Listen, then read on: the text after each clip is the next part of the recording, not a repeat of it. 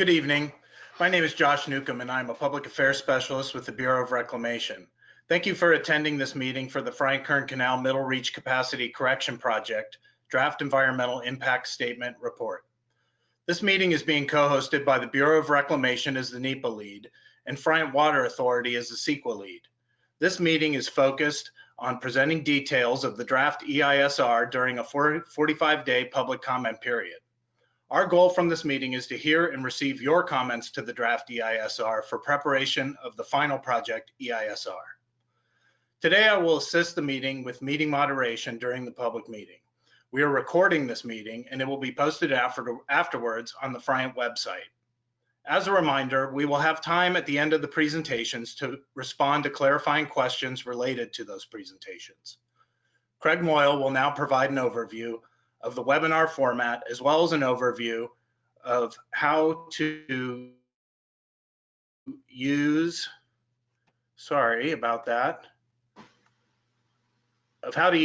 the questions tab in your webinar dashboard to provide a comment to the draft EIS-R and how to submit a clarifying question to staff presentations. And with that, I will turn the mic over to Craig Moyle with Stantec. Thank you, Josh. Good evening, everyone. My name is Craig Moyle. I provide public outreach and landowner coordination support on behalf of the project. Support staff that is helping me behind the scenes is Casey Clerk, and she'll be moving the slides forward as we go through today's meeting. As Josh mentioned, I'd like to take a few moments to provide a general overview of the orientation of how GoToWebinar works and discuss how to provide verbal comments. How the public comment process will work tonight and how to ask clarifying questions related to staff presentations. Next slide, Casey. One more. There we go. As Josh stated earlier, we're recording the audio and video of this meeting. One tip to share tonight is that we're going to be having, in the Q&A session, we'll be having staff responding to questions as necessary. If you want to just have your monitor show the individual that's talking, on the top of your screen, you'll see a button to click that says everyone. If you click that down arrow and navigate to view presenter, that will let you just see the person that's actually talking.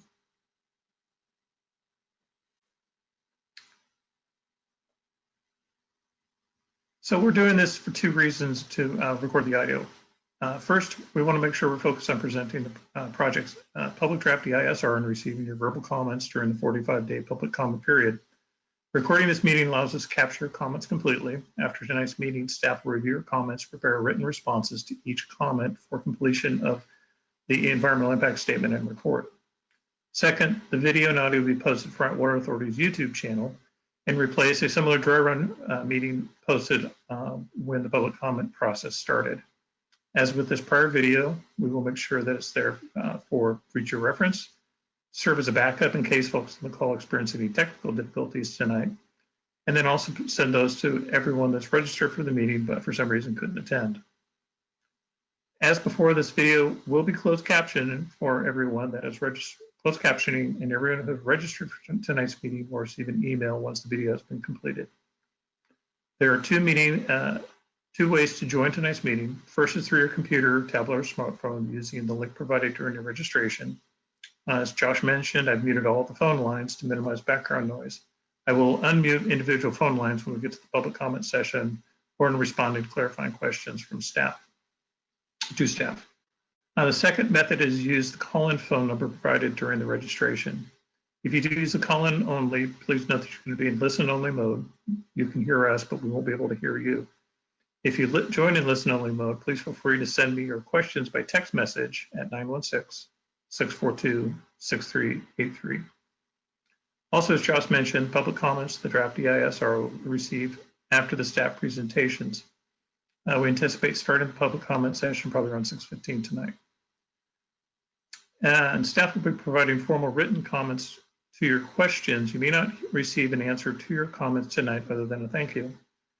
To provide the public comment today, I'd like for you to go ahead and use on your GoToMeeting dashboard the questions tab. You'll see it on your screen.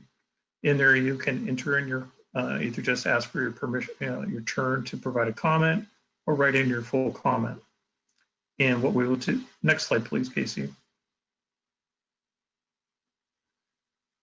So when we receive your public comments, we will hear them in the order they're received. When it's your turn, I will introduce you and unmute your line.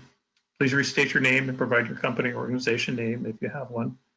If you provide written comments in the question tab, I will read it aloud and ask you if you'd like to elaborate.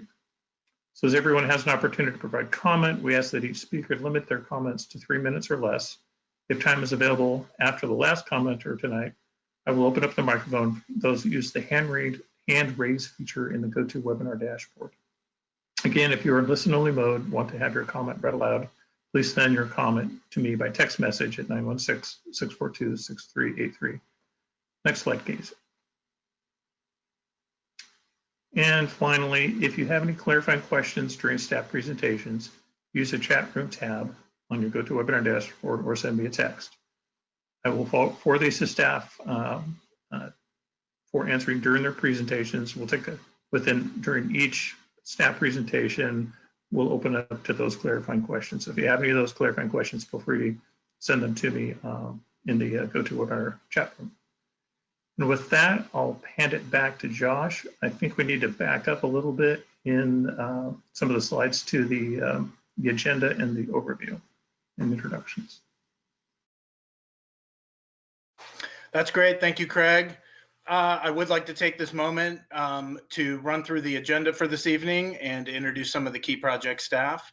As you can see, we're going to start with introductions, move into the webinar overview, which we just did. Next, we'll have a safety moment, and I promise it will only be a moment.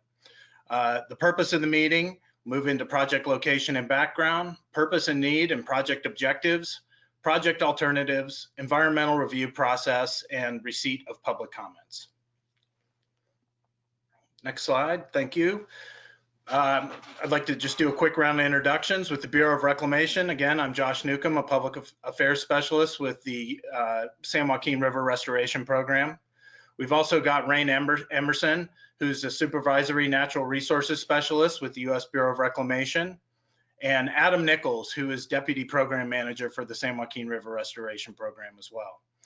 With the Friant Water Authority, who is the CEQA lead agency, we've got Doug DeFlitch, Chief Operating Officer with Friant, and Johnny Amaral, Chief of External Affairs. And with the Stantec project team, we have Heather Waldrop, who's the lead environmental planner, and then you met Craig, who's a public affairs specialist with Stantec. As is typical for our public meetings, we'd like to take a few moments and provide some thoughts on safety for your consideration. Because I think we are all familiar with the current COVID-19 situation, I won't belabor that topic any further. However, I would like to think forward to when some of you might be taking the opportunity to enjoy the great outdoors and do some camping. Indications are that many will turn to the outdoors this summer as a way to escape, and here are a few considerations before you head out. First, know before you go. Have a topographical map of the area where you will be. If heading out solo or to the backcountry, let someone know your planned location and the dates for departure and return. Stay up to date with the weather. Know the weather before you go.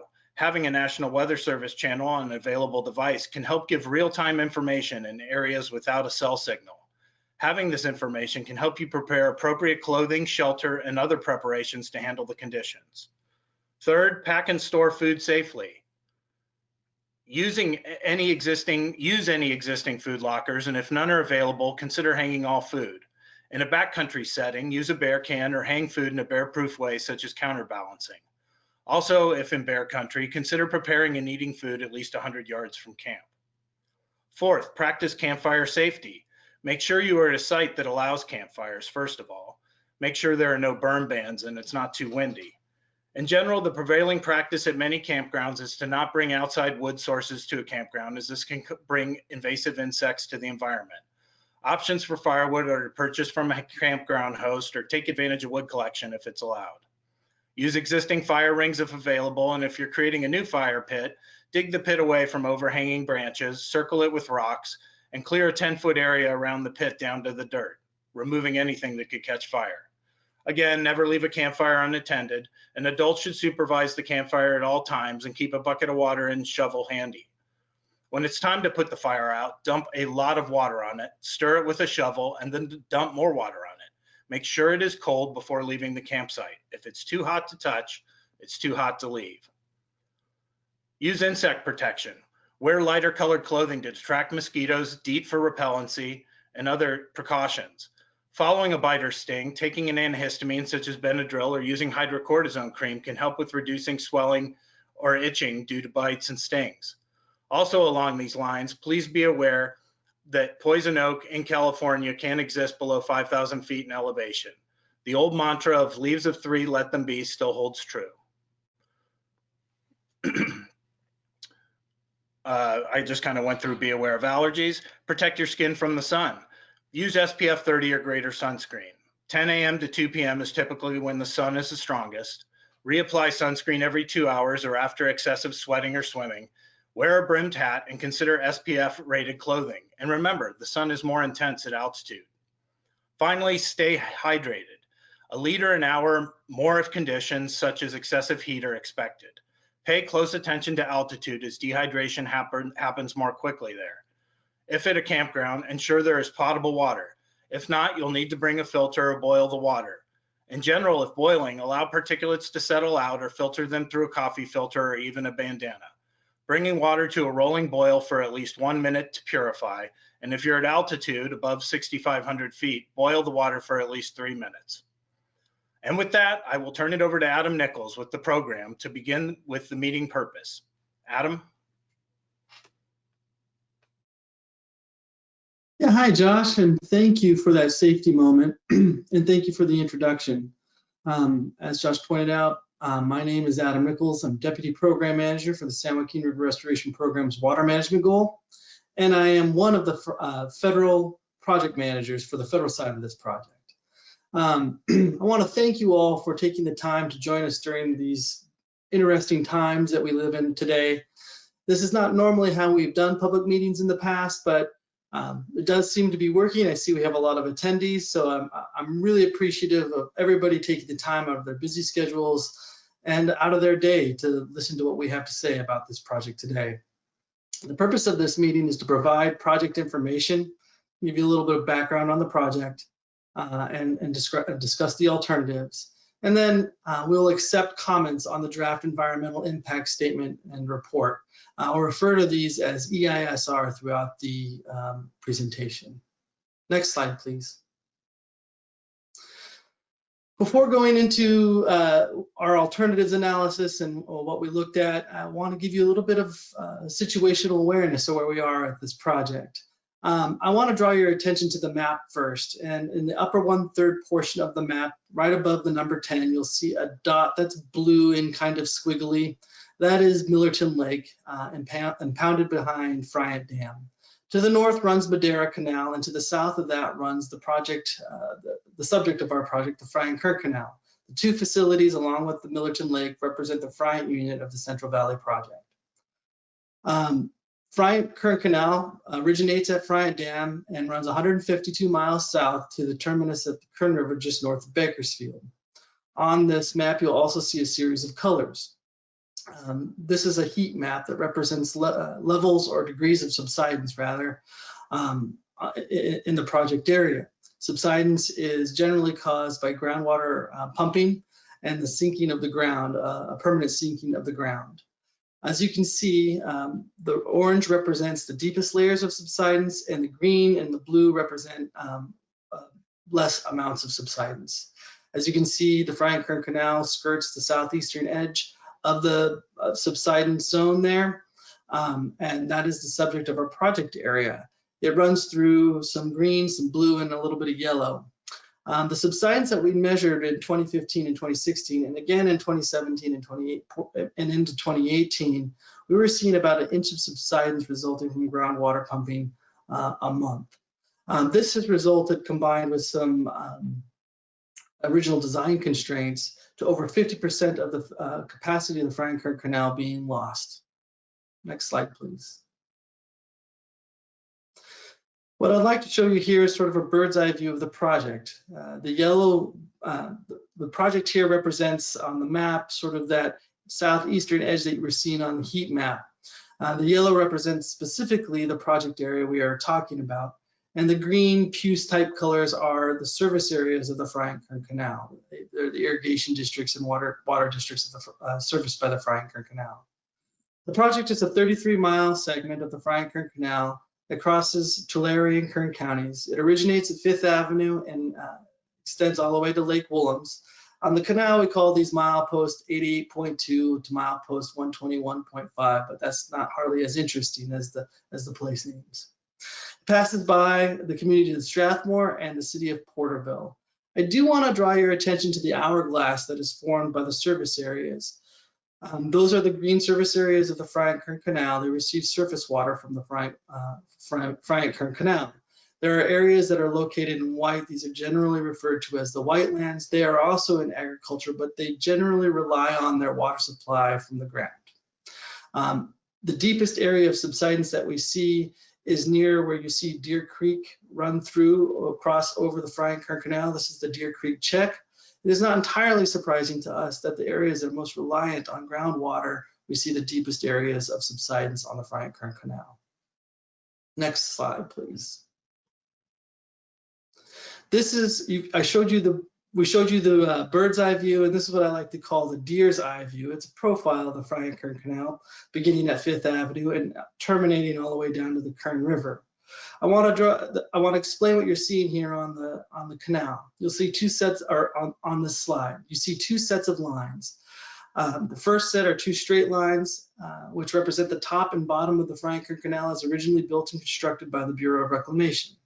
You'll also see two squiggly lines. The two squiggly lines are the top and bottom of the Friant-Kern Canal as it exists today, as of 2018.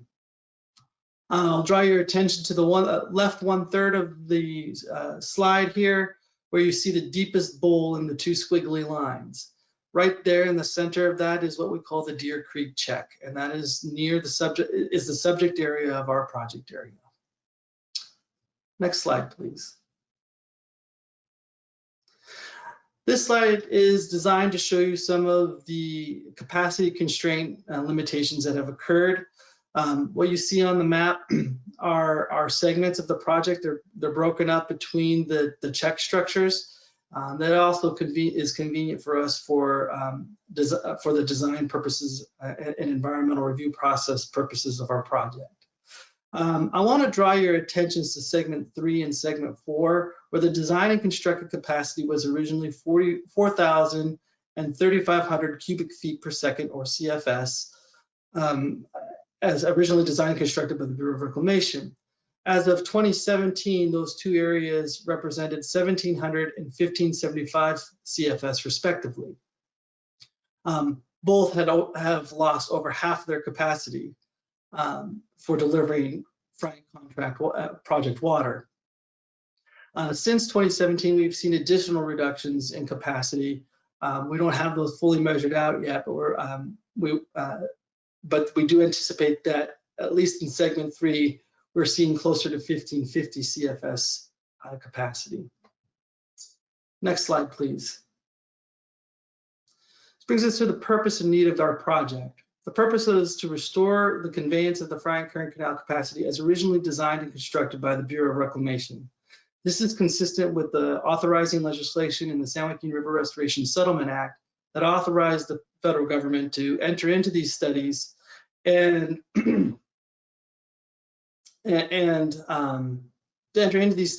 construct a feasible project. We are also working to restore the capacity of the Friant-Kern Canal to improve the operational and add operational storage to Millerton Lake.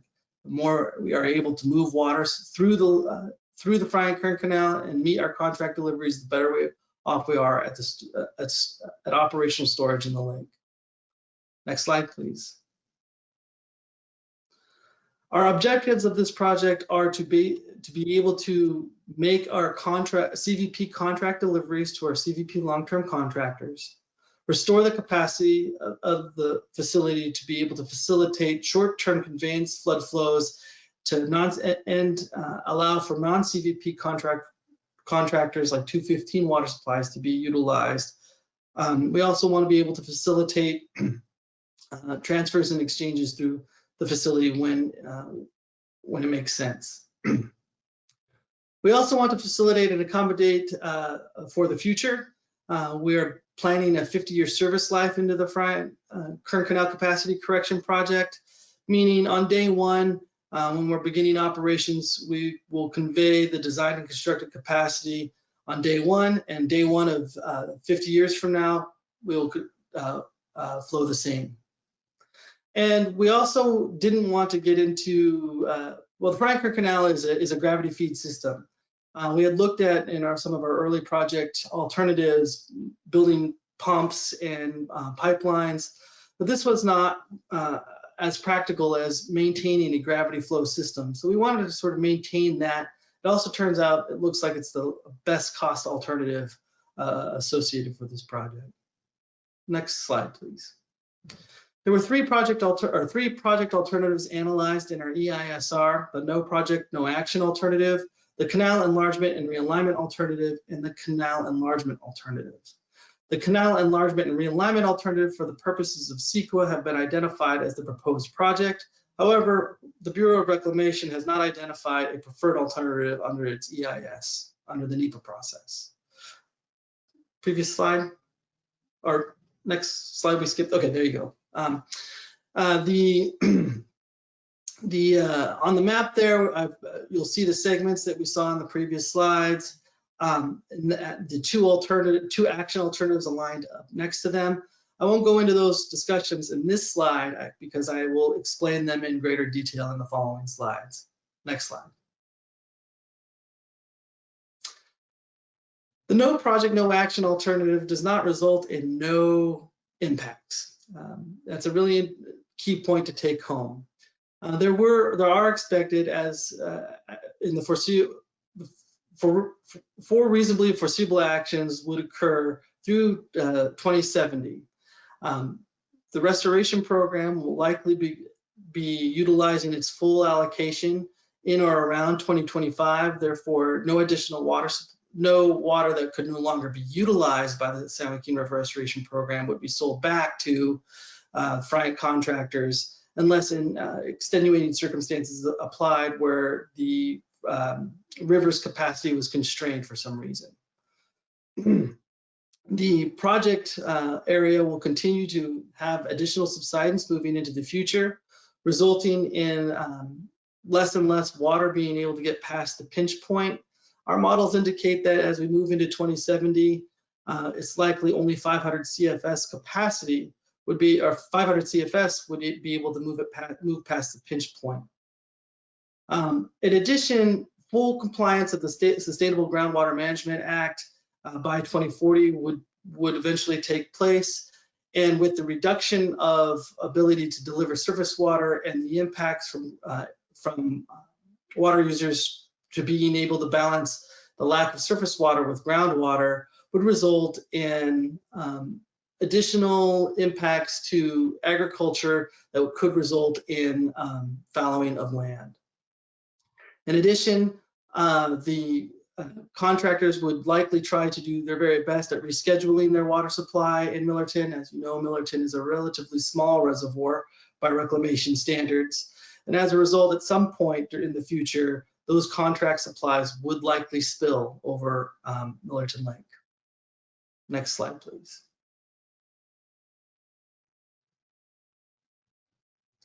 The canal, now we move into our action alternatives. The canal enlargement and realignment alternative does involve 13 miles of canal embankment raise and liner raise.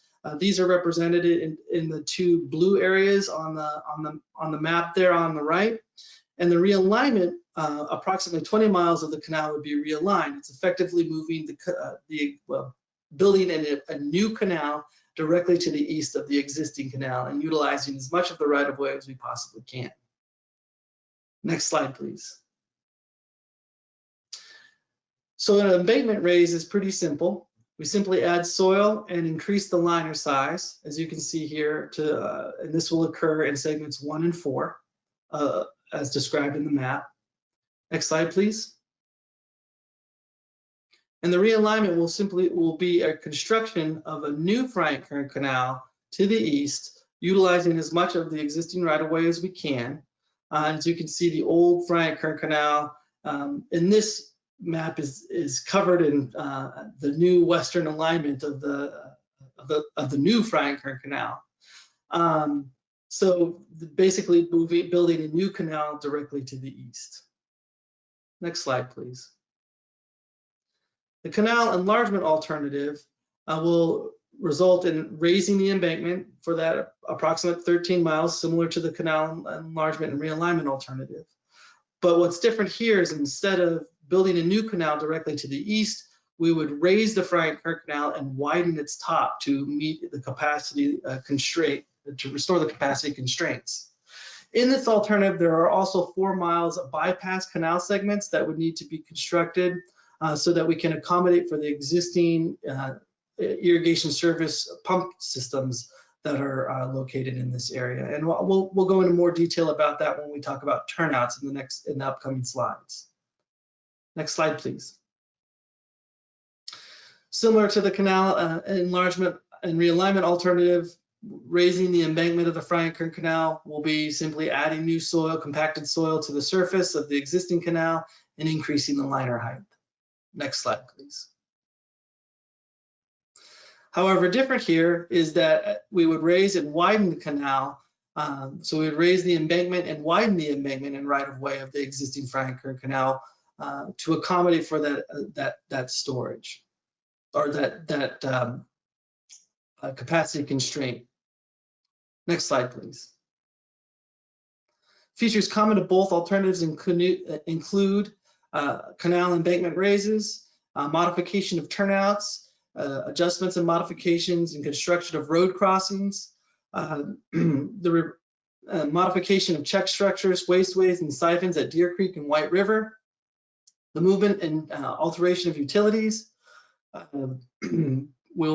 Private land acquisition is needed for new right-of-way for both alternatives. Borrow material is needed for both alternatives, and there are environmental commitment and mitigation measures needed under both alternatives, both action alternatives. Next slide, please. As I described in the turnouts, there are 4 designs depending on the location. There may be no modification to an existing turnout. However, there may be a need to build a delivery pool or a junction box to deliver water to those existing pump stations. This is that turnout, this is what we were talking about in the canal enlargement alternative section, where the canal, this is common to both alternatives, where the canal would need to deliver to a pool or a junction box in order to accommodate those existing pump stations to continue to operate as they always have. It's very expensive to relocate a pump station or construct a new pump station, so it's better if we can bring the water to them rather than bringing them to the water. We may need to construct new turnouts or improve, do some deck raises for the turnouts so they can utilize the new hydraulic grade line of the Friant-Kern Canal. Next slide, please. The road crossings may result in the road crossing being left in place, no alteration to that. Only in the canal enlargement alternative would we consider a new trapezoidal bridge. And in both alternatives, we would look at replacement of bridges with the replacement of concrete box siphons. This is a subsidence resiliency tactic that would allow the canal and the road to sink at the same rate. Therefore, we would no bridges would be sunk into the canal, and capacity of the Friant-Kern Canal resulting from subsidence with these box culverts would remain the same. Next slide, please.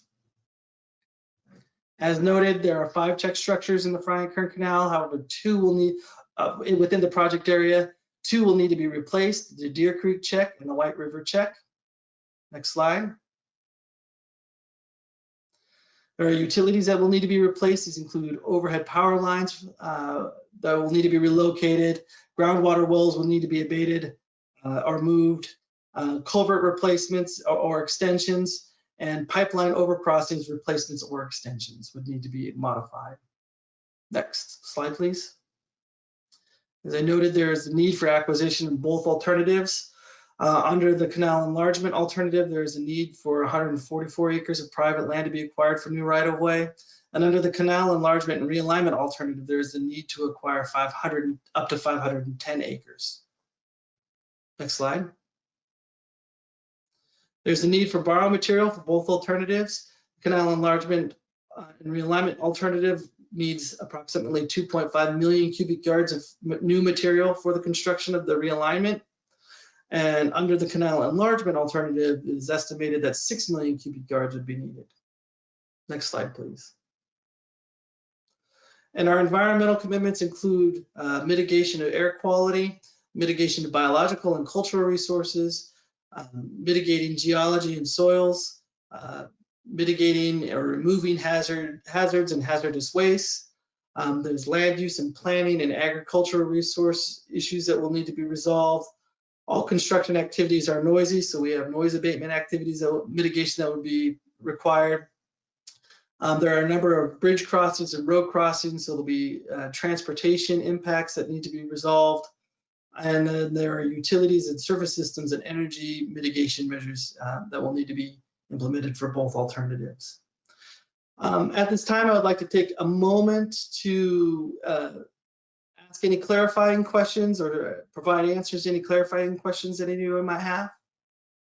So far, we haven't had any, Adam, so I think we can move on with Heather in her presentation. Next slide, please. And I will turn this over to Heather Waldrop, who will talk about the environmental review process. Thank you.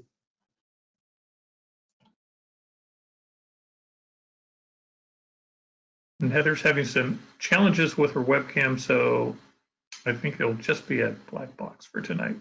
So go ahead, Heather.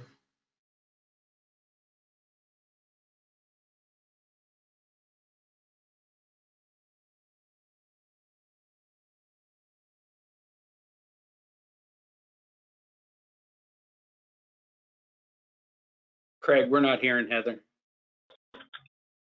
Thank you. Craig, can you hear me now? Yep, hear you just fine. Sorry about that. Great. Thank you. Thank you. Yeah, I apologize. The webcam is just having technological difficulties with that tonight.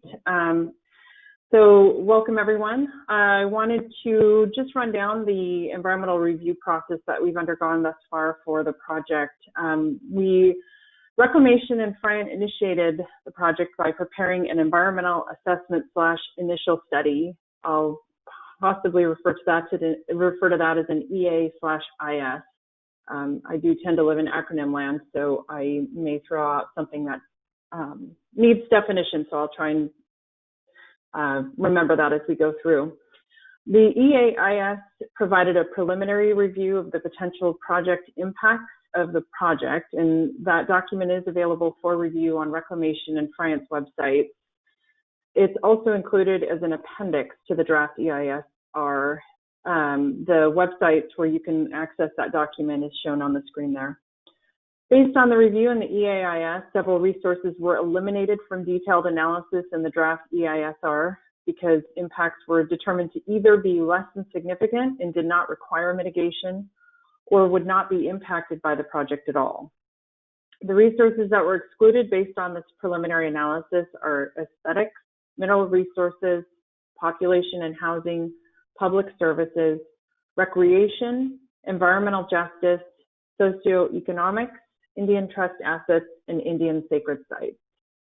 The EAIS also helped to narrow down thresholds that were used in other resource categories that were evaluated in the EIS-R. For example, a geology and soils analysis typically includes an analysis of whether the project would have soils incapable of supporting the use of a septic tank or wastewater disposal system. Because this project does not include the placement of a septic tank or wastewater disposal system, that specific threshold was eliminated from evaluation in the EIS-R. The analysis in the EAIS determined that the project could potentially have significant impacts on several other resources. Therefore, Reclamation and Friant decided to prepare an EIS-EIR. Next slide, please.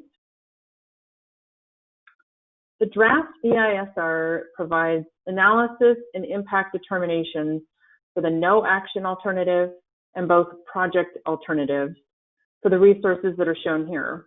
For most of the resources, the two alternatives were determined to have less than significant impacts, several of which were reduced to less than significant after the incorporation of mitigation measures. However, as shown, cultural resources, land use, and transportation were all determined to have significant and unavoidable impacts even after the incorporation of mitigation measures. Next slide, please. As I mentioned on the previous slide, there were several impacts that were identified for all of the alternatives. And first, we'll start with the no action alternative, which, as a reminder, is future conditions in absence of the project. The no action alternative is expected to ultimately result in a reduction of irrigated agriculture in the project area due to a reduced ability to deliver surface water because of capacity restrictions in the Friant-Kern Canal, coupled with reductions of groundwater use from implementation of the State Groundwater Management Act, or otherwise known as SGMA. As a result of these conditions, we expect potentially significant impacts on air quality, biological resources, geology and soil, and land use, or more specifically agriculture, as we anticipate that agricultural land in the project area would be fallowed or would be converted to other uses during the 50-year project period. We also expect significant impacts to groundwater due to a reduced capacity to deliver surface water that would be available for groundwater recharge. For both action or project alternatives, even after implementation of mitigation to reduce potential impacts, we determined that there would be potentially significant and unavoidable impacts on cultural resources due to the permanent alteration of the Friant-Kern Canal, which is a historic resource, land use due to the permanent conversion of agricultural lands to non-agricultural uses, especially for lands that are considered important farmland by the Department of Conservation, and transportation in the event that an emergency vehicle is unable to maintain an acceptable response time due to road closures that are expected during construction. Next slide, please. This is a timeline or a general NEPA CEQA environmental review process, and this should give you an idea of what we've done so far and what is expected in the months to come. As indicated, we initiated the environmental review process by preparing the EIS, which led Reclamation and Friant to decide to prepare an EIS-EIR. Once the decision was made, Reclamation issued a notice of intent to prepare an EIS, and Friant issued a notice of preparation, and the 30-day scoping period started. From that point, we compiled comments that we received during the scoping period and began work on the draft EIS-EIR. As shown by the shaded cells, we finalized and released the draft EIS-EIR and are now receiving comments on the document. The next step, once the public comment period is complete, we will consider all of the comments that we've received on the draft document, and we will begin preparing a final EIS-EIR. That document will incorporate responses to all of the comments that we've received, as well as changes as necessary. And once that's complete, from that point, each lead agency essentially goes through their own approval process. Reclamation will release the final environmental document that will designate the preferred alternative, and that begins the 30-day waiting period prior to issuing what's called a record of decision, or ROD. Friant will make a determination whether to approve the project and the EIR at a board meeting, and if approved, would file a notice of determination. At that point, Friant will also adopt a mitigation monitoring and reporting plan to ensure application of all of the mitigation measures listed in the document. Once that process is complete, if both agencies choose to approve the project, it goes on for permitting and project implementation. Next slide, please. This slide shows a general timeline, and on it you can see the major milestones of the environmental process. Again, we initiated the scoping process in December of last year and held a scoping meeting, and we're now in mid-2020 in the public draft phase of the process.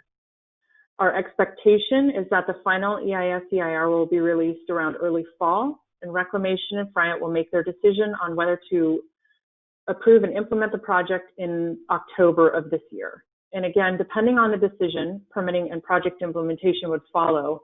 The expectation is that those activities would commence in early 2021. I also want to point out that there are multiple opportunities for public participation during the process, as indicated by the asterisks noted by each milestone. So please make a note of that as we continue through the environmental process. Next slide, please. I hope by now everyone's had an opportunity to review the document. However, if you haven't, there are several ways you can access the document. It's available electronically through both Friant and Reclamation's websites, as shown here. You can download the document and review it at your convenience. You can also review hard copies of the document, either at Friant Water Authority's Lindsay headquarters or at the City of Porterville, the City Clerk's office. If you'd like to review a copy at Friant's office, please do call ahead to schedule an appointment, and the document will be provided in a drop box in front of the building. This is, of course, being done as a result of the social distancing requirements that have been imposed by the state to reduce the spread of COVID-19. If you wish to review the document at the City Clerk's office, there are no public access restrictions that I'm aware of at this time, and the office is open Monday through Friday, 8 a.m. to 5 p.m. And while there is no time limit to review the document, if you have any comments on the content of the draft EIS-EIR, in order for your comment to be addressed and considered and addressed in the final document, we need to have all of those comments by 5 p.m. on June 22nd. Next slide, please. And this is how you can submit a comment. There are several methods by which you can provide comments on the draft document. For those of you who are participating in the live webinar tonight, you can provide comments, and Josh and/or Craig will go over the procedure on how to do that. You can also mail your comments, either or both of the addresses shown on this slide. You can fax your comments to the fax number shown, or you can email your comments to either email address that's shown.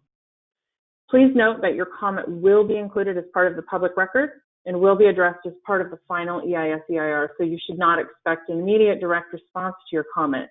If you have a general question about the project or the environmental process or need clarity on any of the information that we've provided tonight, we will take some additional time to provide responses to those specific questions. And I'm going to hand it back over to Josh so he can explain how to work through the comment submittal process. And I look forward to hearing what everyone has to say. Thank you very much.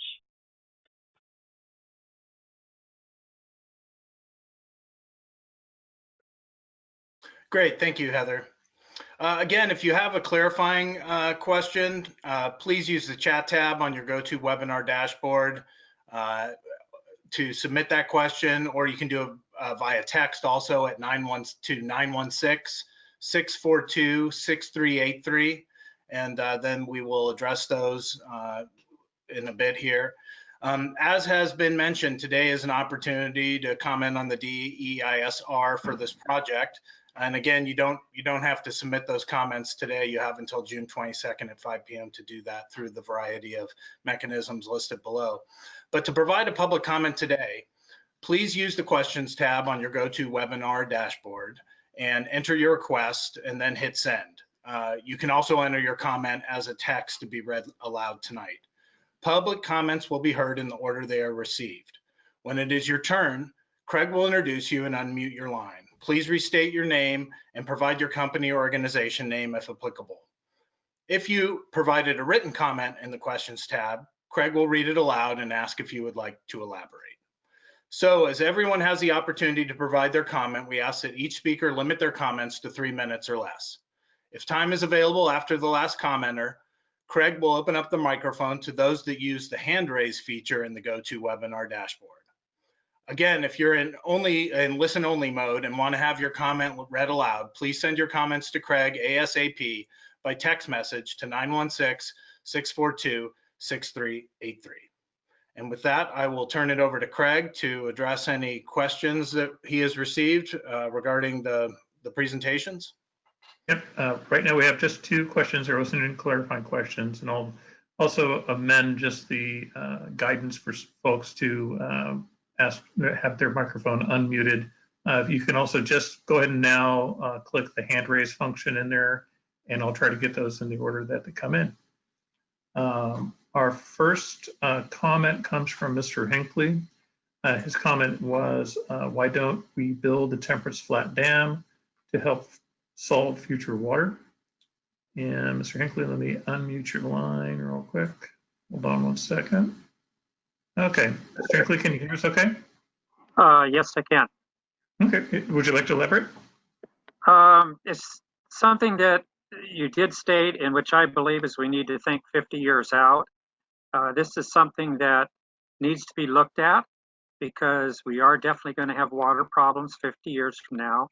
And by having this reserve water in the Temperance Flat Dam, this will help solve a lot of the water problems throughout the Central Valley in the future. And it's something that we need to seriously look at today for tomorrow. And I've heard a lot of comments that, well, we can't stop the flow of water that's currently going through. No, we're not going to do that. What we're going to do is build storage for those years that we have tremendous amount of water flow that is just wasted and goes out into the ocean. We can save that for future and continue the same rate of water flow we have today through the rivers and canals. That's where I see it.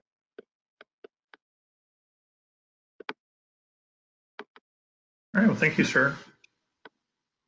Let's see, our next. Did you want me to answer that one, Craig? It's up to you. Yeah, I'll just point out that, thank you for the question. I'll just note that the benefits of the Friant-Kern Canal and a potential future Temperance Flat couldn't be fully realized without the full capacity conveyance of the Friant-Kern Canal being restored. So the two projects could be dependent on each other, rather. Okay. Our next question comes from Mr. Fletcher. Is the project fully funded at this point? I have your microphone unmuted if you want to add anything to that, Mr. Fletcher. No, that's about it. I just, you have a schedule, but without, without the money, a schedule doesn't mean much. So, for us, this involves relocating ourselves, not just adjustment of our farmland. So it's right. More complex. So is it funded? Adam? Yeah, thank you, Mr. Fletcher, for that question. I appreciate that question. I will note that there is some federal funding and some commitments that have been made by Friant Water Authority in terms of local funding. Right now, the project in total has about $52 million in hand to do the designs, do the environmental, and begin the construction activities. A little far short of the 500 million that is needed. The federal side is working hard to identify additional funding sources along with Friant Water Authority, who is also working to identify a financing plan. Doug, did you want to add anything to that?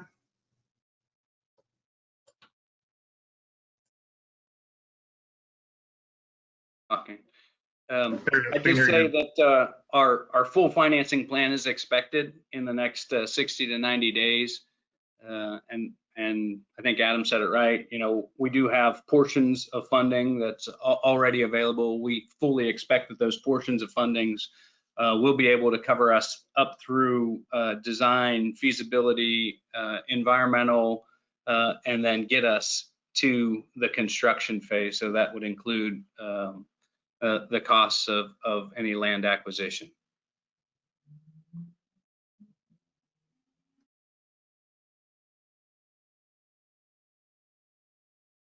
Okay. Did you want to add anything, Mr. Fletcher? No, just thank you very much for your input. Oh, you're very welcome. Thank you. That was the last question that we had so far. Again, if anyone wants to use the hand raise feature in your dashboard, I'll unmute your microphone right now.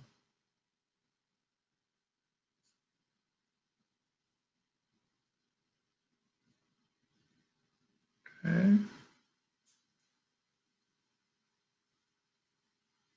Everyone's pretty quiet. So, Adam, you want to go ahead and wrap this up? We can leave the webinar room open for the rest of the evening through 7:30. If there's anybody that comes in late that wants to make a public comment, we'll hear it and record it then.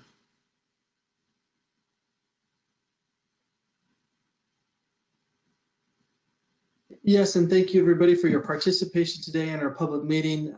Look forward to seeing the comments come in so we can address them in our draft EIS-R to reach a final EIS-R. Thank you again for giving us your time in this evening. Appreciate it.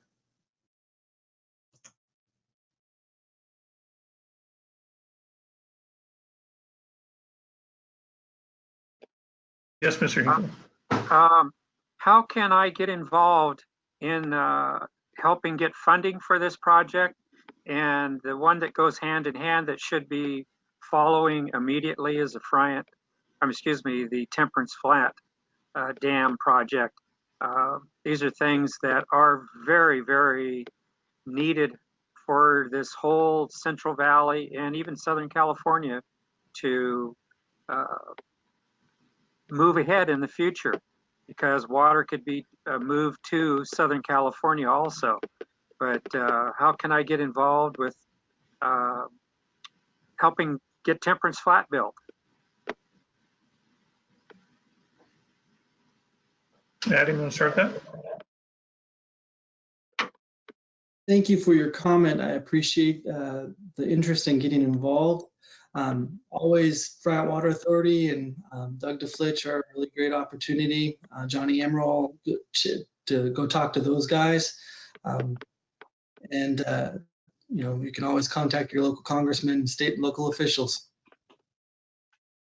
Okay, thank you.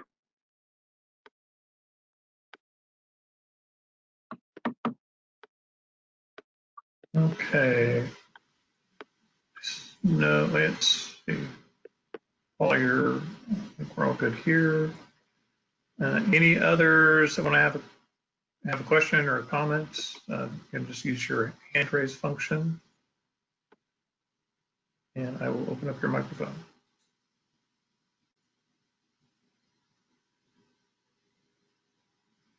Okay, well, looks like we have no further comments for tonight's meeting.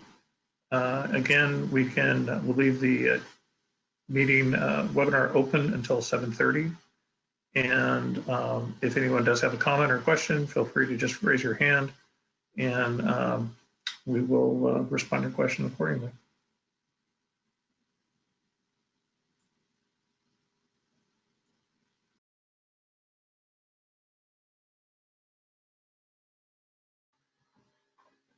Okay, hi everyone. We did get an email through the side. I want to check and see if who is all still in the room.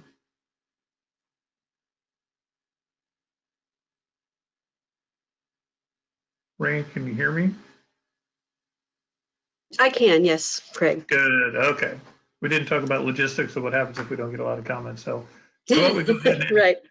We'll go ahead and read this comment. Adam can respond to it if necessary, if he wants to. And then also talk a little bit of logistics of what to do next for the rest of the evening. Adam, are you still there? I am. Okay. We received a comment, Rain received a comment from Sue Rowell. And her comment is, how soon will persons that possibly be displaced and need to relocate be notified about the amount of property that will be needed?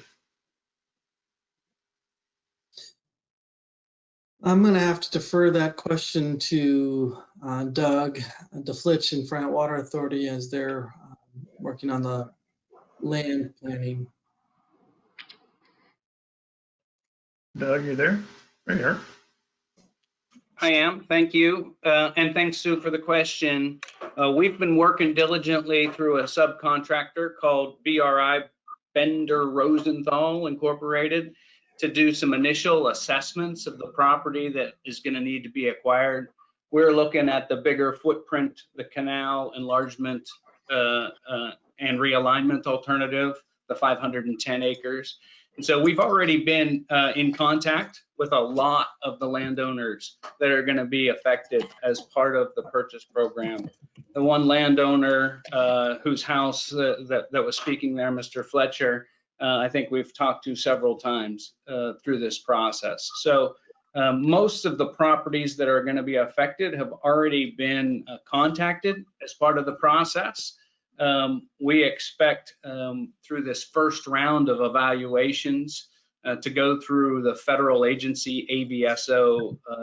It's their evaluation process.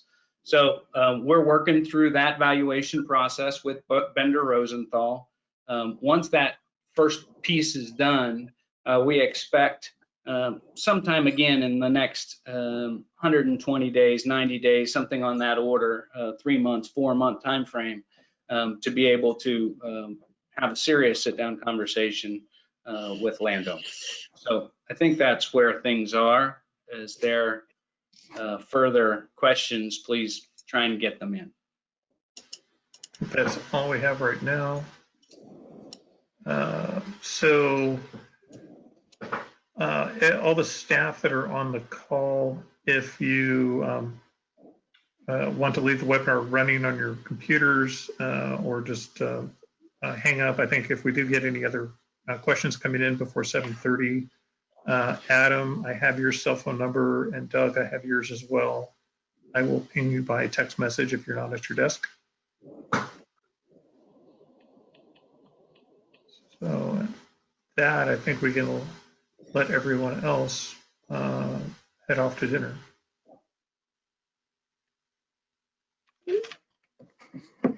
Thank you, everybody. I appreciate all the work you all did and everyone being online during this time. Appreciate it.